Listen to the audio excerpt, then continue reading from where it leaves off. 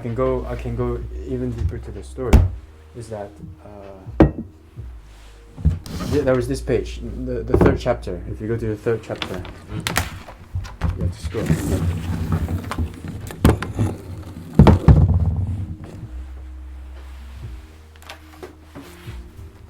Yeah.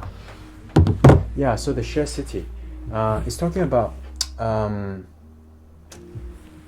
So if you read the text, actually I had the idea of Workaround, which is my startup at the time. After I left my startup, I decided to pursue my own startup, my own business. And the business is called Workaround. It's basically a concept like it's a platform like Airbnb that you used to. Instead of searching for properties, you search for humans, and humans with spaces. So for example, I search for historian, and then I get Sven. And I look at his profile. There's a 1-minute video of him introducing himself as a person, and then I can choose to make a booking with him where I could either pay a fee, like I pay you 50 euros or 100 euros because I want to gain something from you, or it could be an exchange where Sven has offered the following. He can tell me interesting books to read about history, and then I can teach him about making films, and we do an exchange. In that case, there's no cost. I like that. And then the cost, maybe you pay for the platform. That's all. Yeah. So it's a place where you can find humans with experience or expertise that you are interested in. So it's a new way to meet. And also another thing is that if you have a workspace, let's say you have a studio, an atelier, then you can offer that workspace for me to come to use, right? So we can work together, and I get to learn something new about your space, right? I gotta show you something. Just really quickly, because this is really very fun for instance. So yesterday, I'll show you the picture real quick. With two close friends of mine. I think you've met them.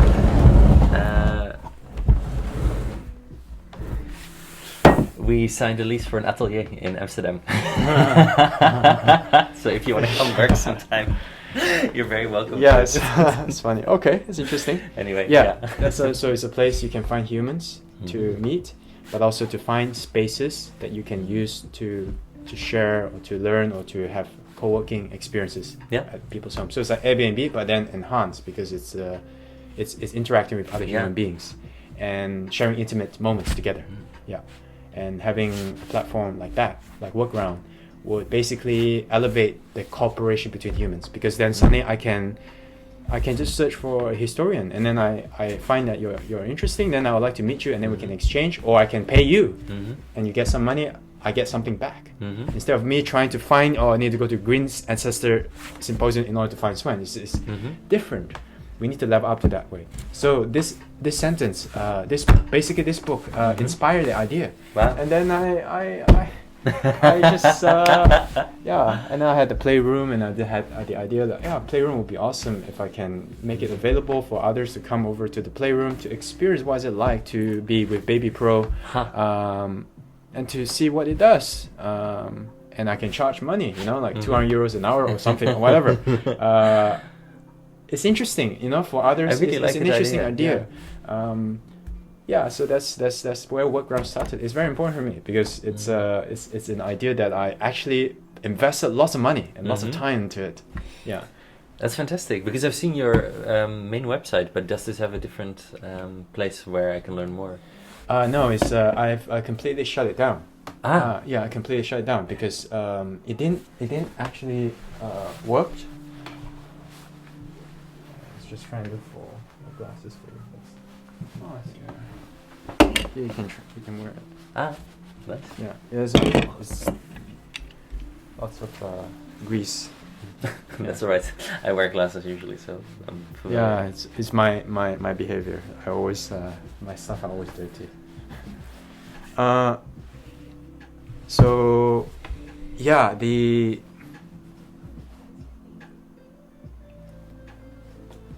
didn't work out, mainly because the trust levels between humans now, 2024, is not there yet. Okay. It's not there yet.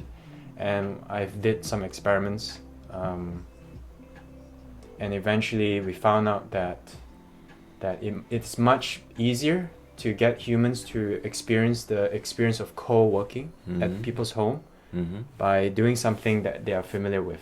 Sure. And safer. So in events, for example, because not many humans understand what co-working means. Right. You know, to be in the same space with others and we exchange. Yeah. So we organize events to introduce the whole concept, so to give them an experience. What is it like? So events is easier because you're not bounded to another person in a space. Right. Yeah. So we did that, and then eventually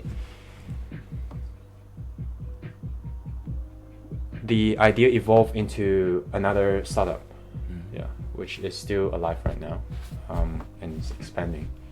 It's called Web Lab, and it's basically we are a community of Web3 builders in Europe, and we specialize in organizing events for companies who wants to attract Web3 audiences to their company. Sure. We organize events for them, so we are sort of like a marketing company. Wow. So evolve into that, and I'm still doing some work for Web Lab.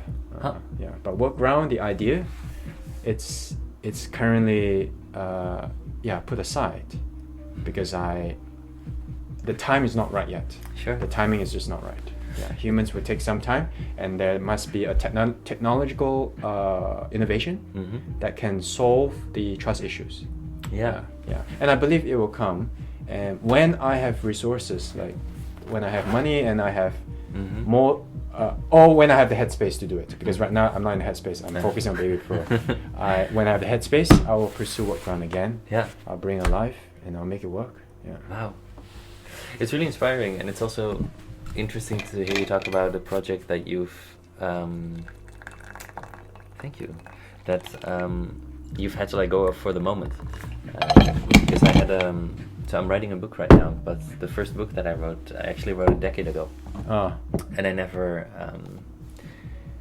I spent like 4 or 5 years on it. Like on the side I was doing other things, but it took a lot of energy and effort and investment of time, and it didn't work out, and I was so disappointed, and I thought to myself, I'm never going to write again. And then I realized after time, like now I've started writing again, and I realized why I needed to write that first book, so that now that I'm writing now, I have the skills, I know the pitfalls, I know what I did wrong the first time. But it's interesting when that time scale grows bigger and bigger, because then it's hard to understand why certain things happen until much later sometimes.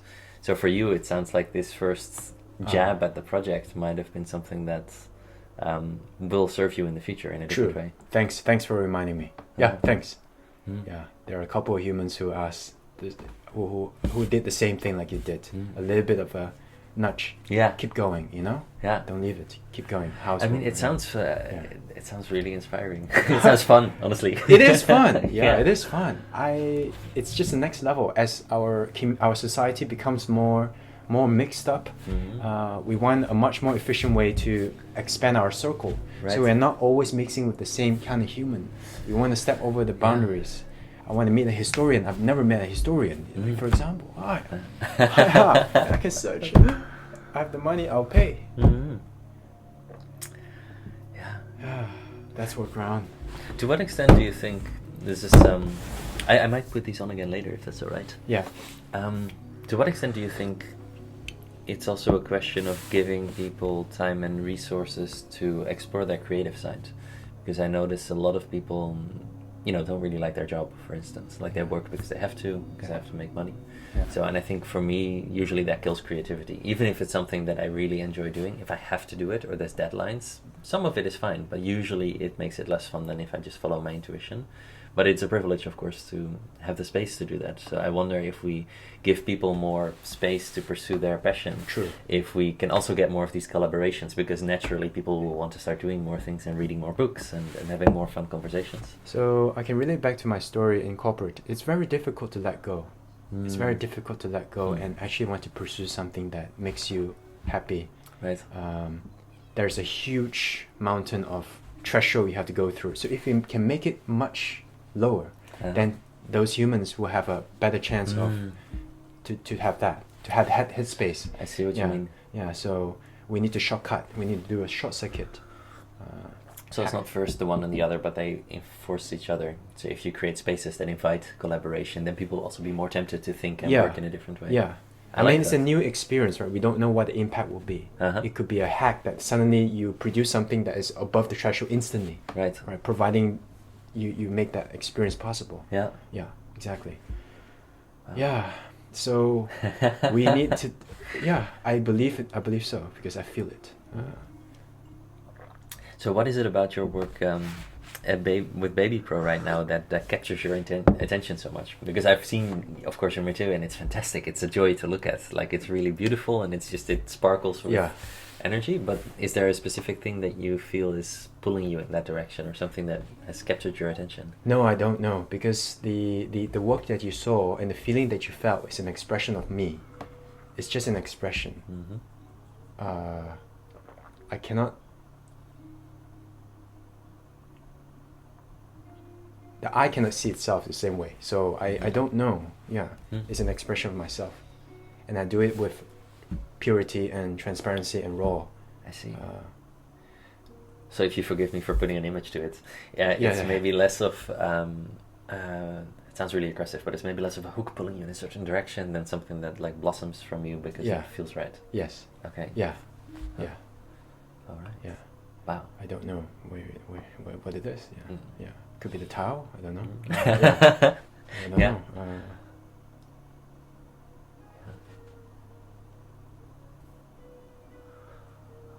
There are many things I do not know.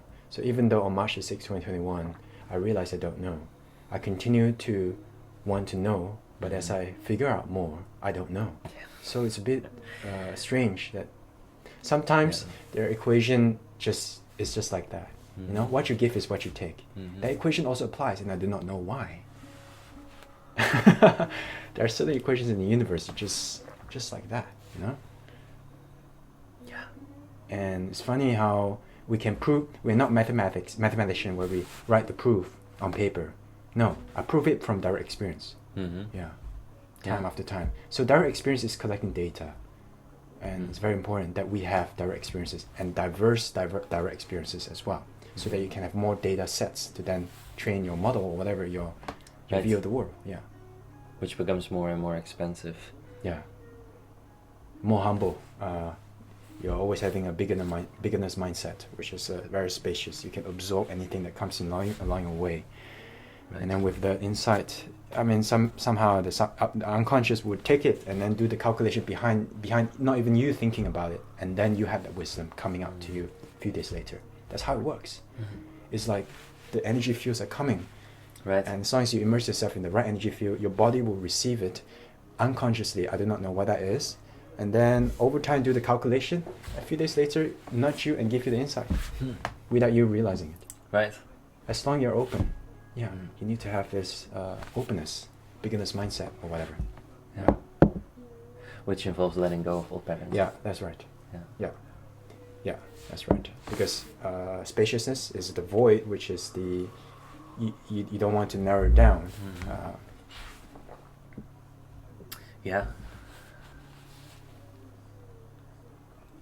It sounds like it was a very sudden experience for you. Oh yes. Because usually, I don't know. I don't know a lot either. But I feel like what I've experienced myself is that it's a very gradual process, like it steps, and then you hold on to the next level, which is a little deeper, but you still hold on. But it sounds like for you it was a sort of sudden falling away and a very radical step into a very different way of living. Yes.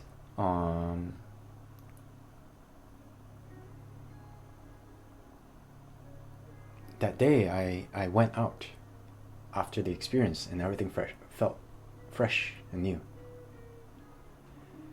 And there comes with a new, it's almost like you're born and you start again. So then I'll just do what makes me happy. And I realized, you let go of everything, so everything starts fresh, and it is sudden. That moment of realization was sudden. But somehow I was doing, my body is knowing So, okay, let me tell you. Let's better that I start from the very beginning of where it actually becomes relevant. Mm-hmm. So in Australia, 2020, I was living with my girlfriend in Perth, Australia, and she introduced me marijuana. Mm-hmm. When I smoke marijuana with her, and she's a dancer, I start to able to dance with her fully. It's something that never happened before to me because I was very self-conscious with how I dance. So I never really felt comfortable dancing at all. But somehow that night I was able to dance with her and actually connected with her on a new level. Next time we did it, I meditate. And then when I meditate, I was able to recall lost memories as a kid. It was so vivid and so real that I felt this is weird.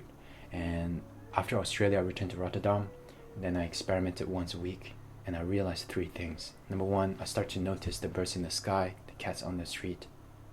Gradually, I'm just noticing things. Number 2, suddenly reading texts, philosophical texts, technical documentation texts, so easy. Suddenly just becomes so easy. Yeah, and I felt, wow, what a wonder, you know? I became more expressive. I started to write poetry, doing a little bit of photography. And then on March the 6th, I was alone in my apartment, and I stumbled upon a video of a Buddhist talking about Buddhism for 2 hours. As I was watching it, it was a random recommended video by YouTube. As I was watching, I felt this thing. You know, when someone told you something and they prove it to you and you took it in, and then it runs contrary to what you already known, and then you suddenly had this epiphany. Huh? I didn't know that. You know, and then you feel lighter because it's sort of you let go of something inside you. You know, it's like you hang on the belief so long. Yeah. And then suddenly someone proved to you, and then it makes sense to you. You took it. Oh. And then this thing just goes away. So I had these moments, bit by bit, as he was talking. I was just listening, talking. 1 hour. After 1 hour, enough. There was one moment, that's it. Yeah. That was just one moment. It was the accumulation. Yeah. It was like this, exponential. Yeah. And then infinity. Then that's where I start to have a gap. That small little gap to really be aware of my own ignorance, and that was it. And from then onwards, it's just fun, just fun. So indeed, Ming had figured a way to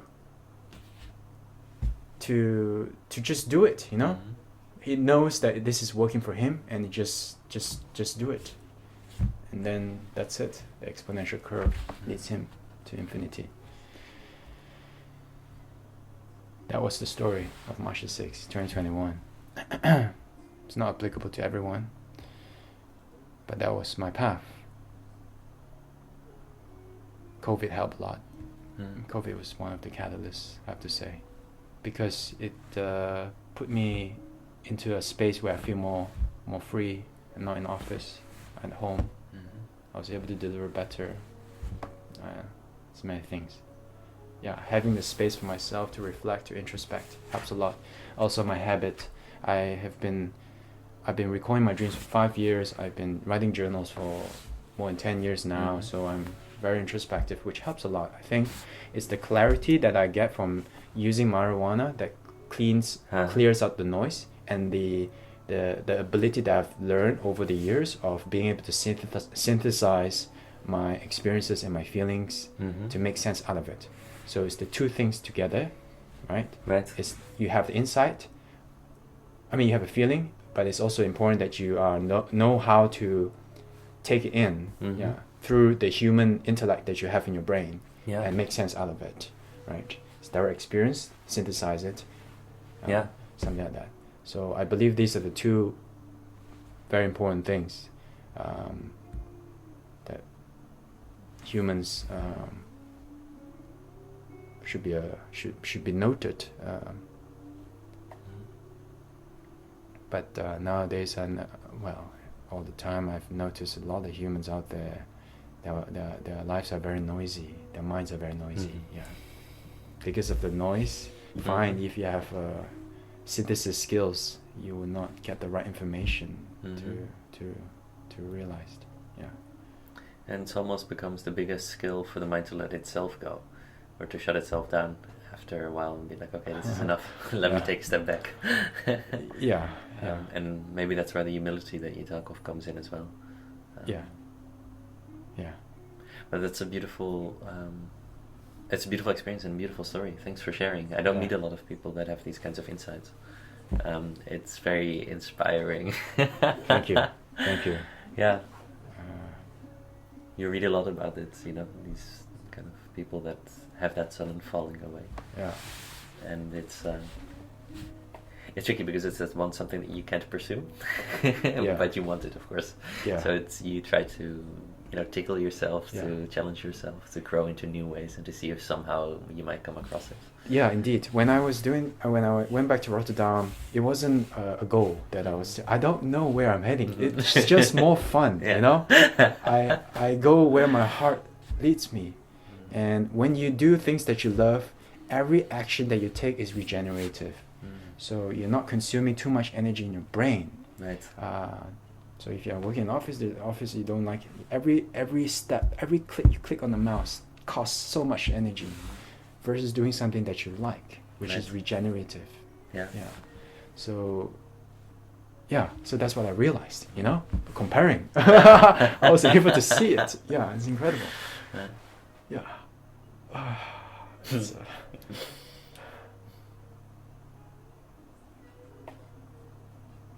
Very good questions. Thanks for opening up and asking me these questions.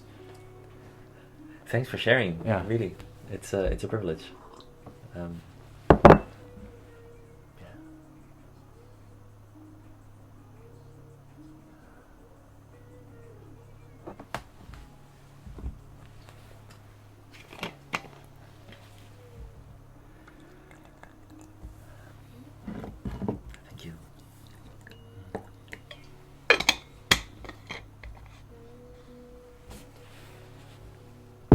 So I have a question. Yeah. And it comes back to this idea of that you feel really drawn towards your current work as Baby Pro. And I think it's my mind asking this question, so forgive me if it seems a little technical or maybe more concrete. I'm really curious because you mentioned another project you might want to do after, returning to open spaces, this concept, sharing platform of humanity. I'm curious, when do you know to shift to another project? And I think I already know the answer, which is probably that's going to feel right. But that means that the mind is kind of completely got to let go of its expectations of, I don't know how long this is going to take. I don't know what it's going to produce. I don't know what I'm going to be doing in terms of my living situation, where I will be. This is the kind of insecurity, and it's not a bad thing, but like the kind of insecurity that I think makes it hard to build up maybe a more conventional life, let's say with a partner or with kids or a regular job. Like kids need a lot of structure, for instance, like they need. So is this also do you think it comes with a certain price, maybe the lifestyle or the way of living that you're currently pursuing? I never thought about it. I really never thought about it. Just so far, I never thought about marriage. I never thought about family. I don't think so far in the future in terms of few months. I don't know. Because of that, it never came as a concern to me. Sure. At all. I just never thought about it. Wow.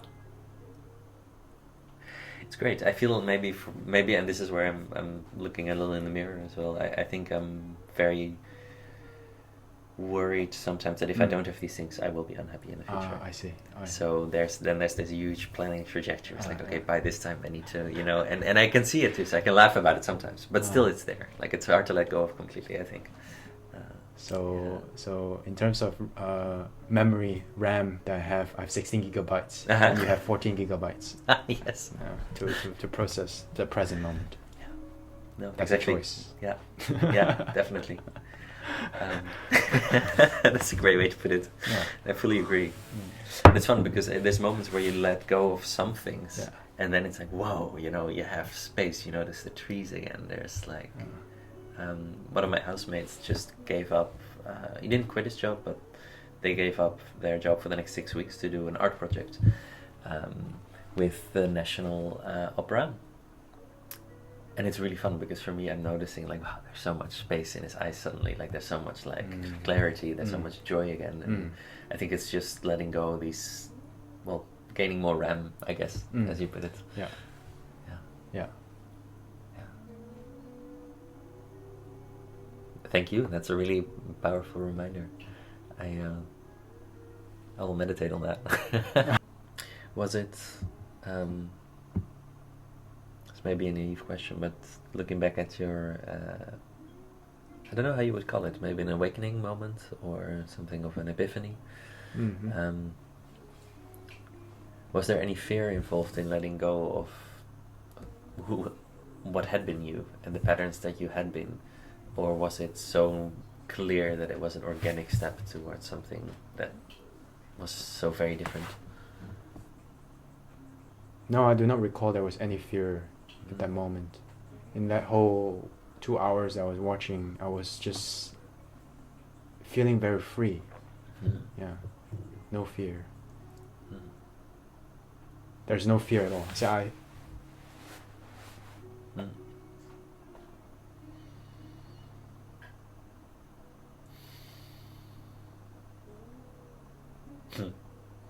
Yeah, which meant that I have 20 gigabytes of RAM. Indeed, yeah. Yeah, because I really do not remember there was any fear, no other thoughts in my mind at the moment. Nothing. Zero.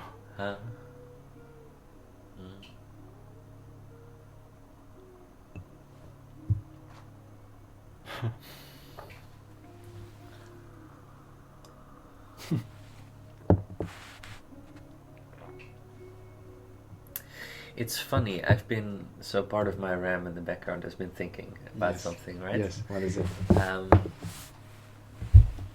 Been trying to figure out, which is part of why this conversation is so special, because I don't think about this as much anymore, because I always imagine there's a future point when I will go back to this, but then I remember, like, oh, this is important now. I always think about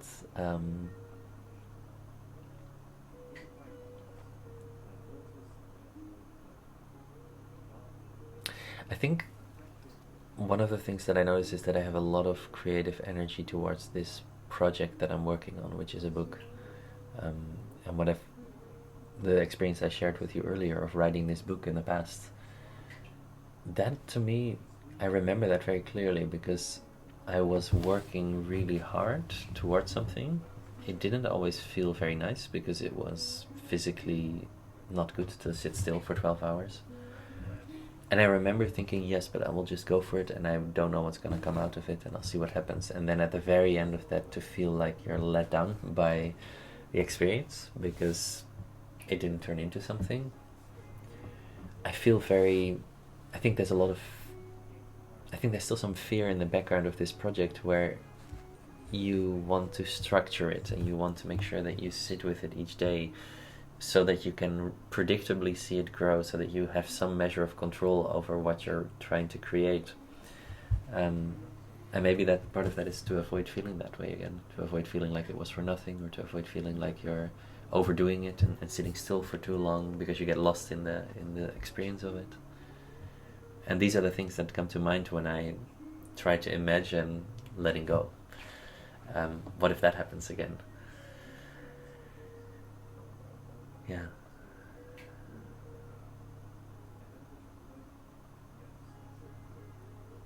But I also know what it means to feel like you have no plan and you're going along with the energy of a certain day. I've had that sometimes in the past for like a day or even a few days at a time, and it feels amazing because everything clicks in just the right way. You don't have to think about it.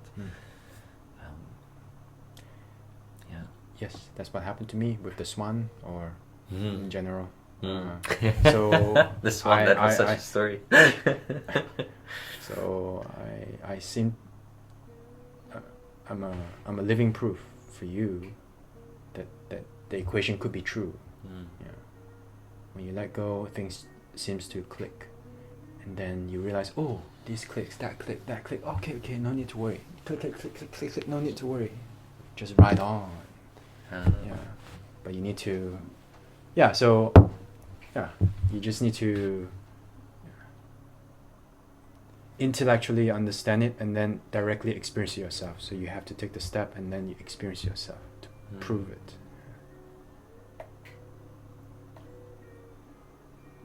Can you say that last bit one more time? So intellectually understanding my experiences is not enough. You need to have direct experiences on your own to collect the data. Right.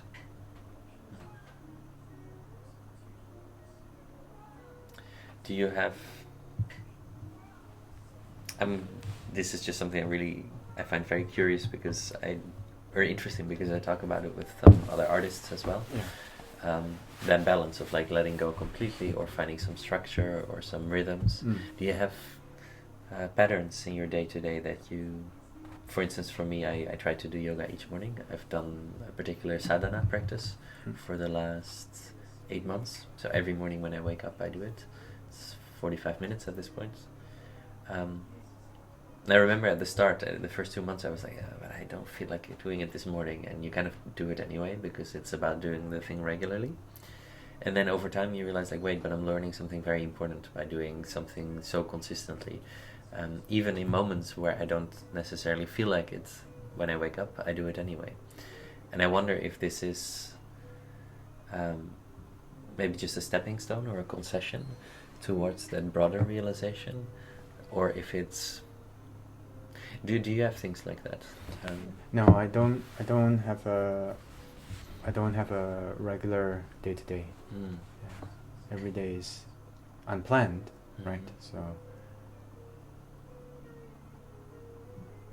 I just do what I feel like doing, you know. Like there are days where I do heat exchange, where I dip myself in ice bath. Every day. But after a while, I forgot about it, and that's fine, you know. And someday I'll come back again, because the main thing is that I don't plan the day. Sure. So as a result, that you know what happens. Yeah. Yeah. I find that scary. Still. Yeah, it's because of the way how I made my lifestyle, right? It's very difficult for others who have attachment in their lifestyle, 9 to 5. Then it's a little bit harder, right? Yeah. But it is also very enticing. You need to find your own path.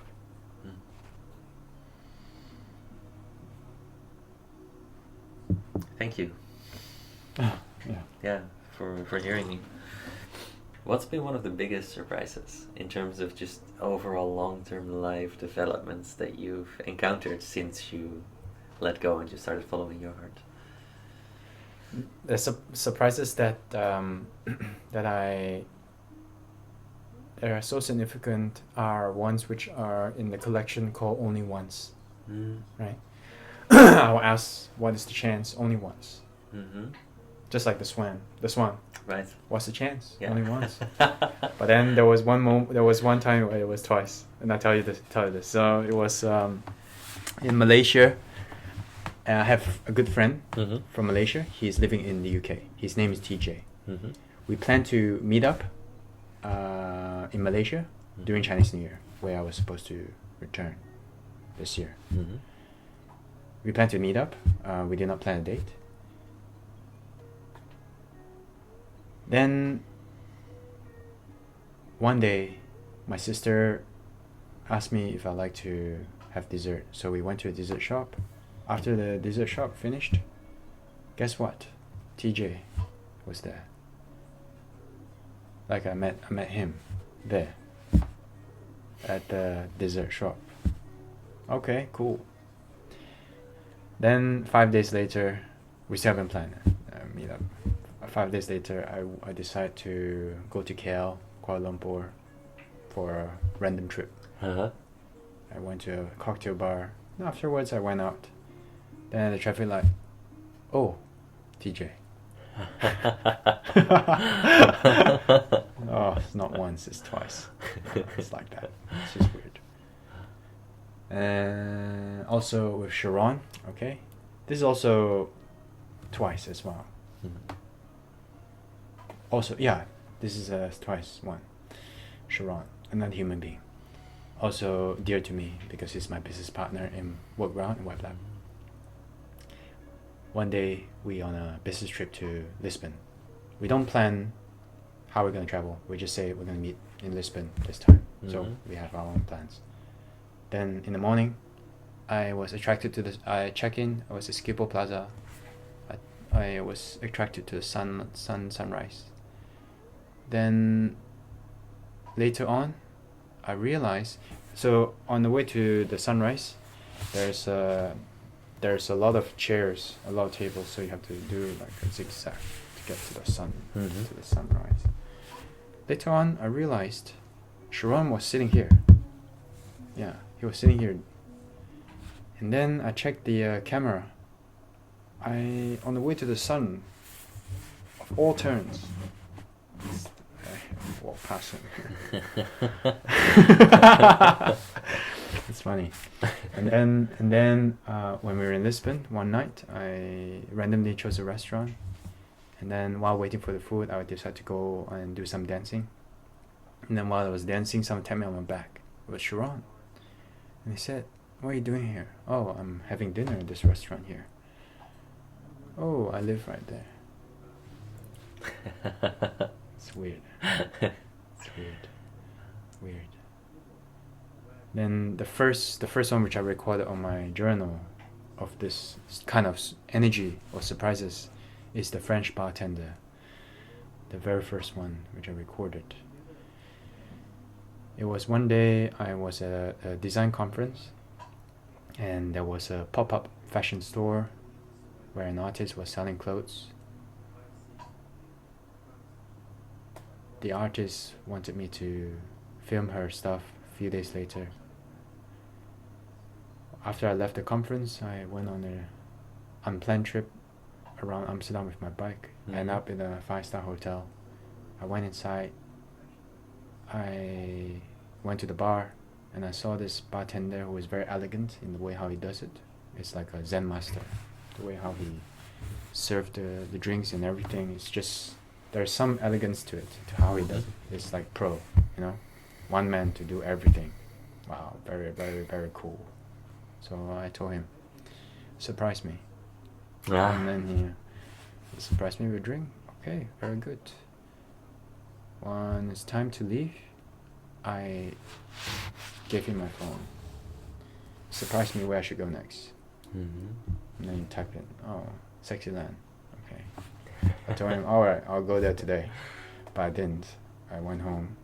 The next day, I went there. And the first thing I saw was the same mannequin with the same fashion that I saw in the conference. I went inside, I saw the same artist. This French bartender is not only a pro in how he is just doing his art, serving drinks, and he's also a fucking hell pro in the surprises. Of all places, he brought me back to the artist I met 12 hours ago. No connection, nothing like that. Wow. So this French bartender got me. Okay, this is a collection. This is a very interesting energy field that I just had to record. I called it only once. Yeah, recent ones, the Swan, and many more. Such is life. Yeah, such is life. And this is being recorded. I'm documenting it. No answer why it's happening, I don't know. But then, yeah, I don't know anything. I'm just gonna document and share my experience and feelings. And then humans can study it later. You're an archivist. Huh? Then you're an archivist. What's that? Someone who archive. Yeah, who has an archive. It's very valuable, actually. Yeah. especially right now, I think, because it's such an interesting time for humanity. Yeah. If I was a future researcher 200 years from now, I think it would be great to look at this world through your eyes. Yeah. That's right. And we have this conversation to have some context as well. Yeah, helps a lot. I had a really funny archival find as part of my historical research once. It was really great. The thing is, I lost it. This bums me out. So it's only the memory that I have. It's still somewhere in my files. But I was reading through a lot of oral history transcripts. So they're interviews that they did way back, like in the 70s and in the 80s, specifically with World Bank and IMF people. I was trying to understand their motivations better for the programs that they implemented way back. And they were interviewing each other. So there was some people from the World Bank were sitting down to interview all of the people in the World Bank to say, like, okay, let me ask you about your experience these last 30 years. Like, how has your time at the World Bank been? What have you learned? And they recorded all of it and they put it on transcripts, and now it's in their archive. So for me, I can just read these conversations.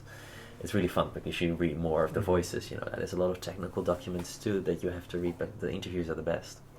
But sometime I noticed this line, and it was like this one guy asking this other guy, like, so what about this and this? And I was like, that's interesting, because that's kind of what I'm interested in too. Thank you for asking that question, right? And the other guy's like, well, I don't know, it's a little complex. I think one day someone could write a great PhD dissertation about this. And I was like, that's me 40 years later writing my PhD dissertation. So it's really interesting to sit in on this conversation as a third person without, like, we're having this conversation, we don't know who's going to watch this ever. Like, it might be someone who's giggling in the background, like a couple of decades from now, who knows? But I had that experience, like, as a story, like, reading it, like, yeah, thank you. You're acknowledging my presence, saying that someone should write a PhD dissertation about this. So, yeah. Yeah, it's beautiful. It's fun. Yeah, it's beautiful. Gives you a lot of energy. Yeah, it's beautiful. Yeah, it brought some meaning to what I'm doing. You brought some clarity and story to what I'm doing, also. Yeah, with that experience. So thank you, yeah. Hey, you're welcome. I mean, this is the fun thing. This is what I like most about history, is storytelling. Like, in the end, we're trying to tell stories. And you're doing the same with what you're shooting. You're telling stories. And I think it's how we make sense of life. Like, maybe it's, as you put it, you have the direct experience and then you have the integration. The integration can be a mental process, but it can also be a story, like something you sit down for and that someone else has already interpreted for you and offers to you as a mirror. But I find it very meaningful because I think especially today there's so much going on, there's so much input, so many things happening that, well, even to take a break is already an achievement, but then to take a break and have someone sit you through a nice story about what's happening that helps you make sense of it, it's really cool. I enjoy doing it.